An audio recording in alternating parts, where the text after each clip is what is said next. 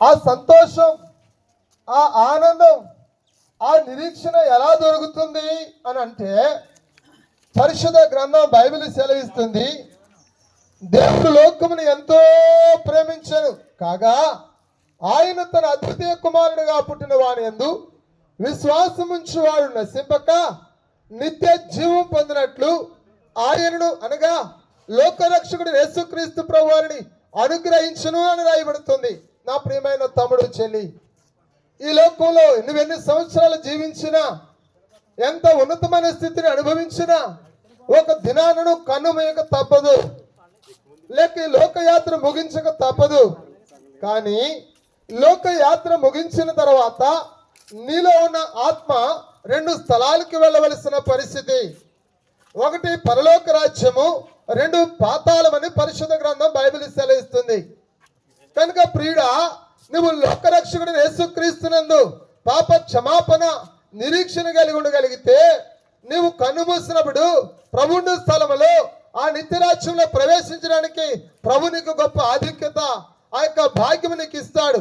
ఒకవేళ ప్రభుని ఎరగక నువ్వు లోకంలో జన్మించి జీవించి నీ యాత్ర ముగించి నీ పాపానికి క్షమాపణ దొరకక అలాగే కన్ను మూస్తే నువ్వు నిత్య అగ్నిగుండం, పాతాళం, యమగుండం అని సెలవిస్తున్న ఆ తలానికి వెళ్ళాలని పరిశుద్ధ గ్రంథం బైబిల్ సెలవిస్తుంది.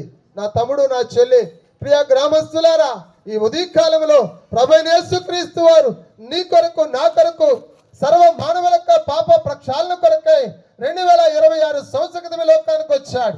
ఆయన పేరు యేసుక్రీస్తు. యేసు అంటే పాపం నుంచి విడిపించేవాడు లేక రక్షకుడు. ఆయన గురించి మత్తయి సువార్త 21 సెలవిస్తుంది. ఆమె ఒక కుమారుని కన్నెను, తన ప్రజలను వారి పాపముల నుండి ఆయన రక్షించును గనుక ఆయనకి యేసు అని పేరు పెట్టబడింది.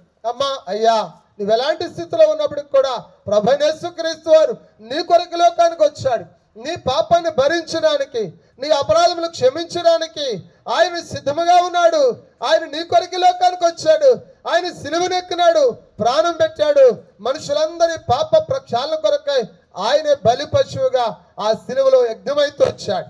కనుక నువ్వు ఎవరైనా సరే, నీ ఆచారం, అలవాటు, సాంప్రదాయం కాదు, కానీ ఈ ఉదయకాలంలో ప్రభువైన యేసుక్రీస్తునందు విశ్వాసం ఉంచగలిగితే నీ పాపానికి క్షమాపణ దొరుకుతుంది, నీ అపరాధులు క్షమించబడతాయి. నువ్వు కన్ను మూస్తే దేవుడు స్థలములో, స్వర్గం, వైకుంఠం, ఆ ప్రభువుని స్థలములో ఉంటావు. ఒకవేళ తృణీకరిస్తే, నాకు కాదు నిర్లక్ష్యం చేస్తే అగ్నిగుండం ఉన్నది. నా తమ్ముడు, నా చెల్లి, కనుక ప్రభు యొక్క ప్రేమను బట్టి మిమ్మల్ని బ్రతిమలాడుచున్నాం.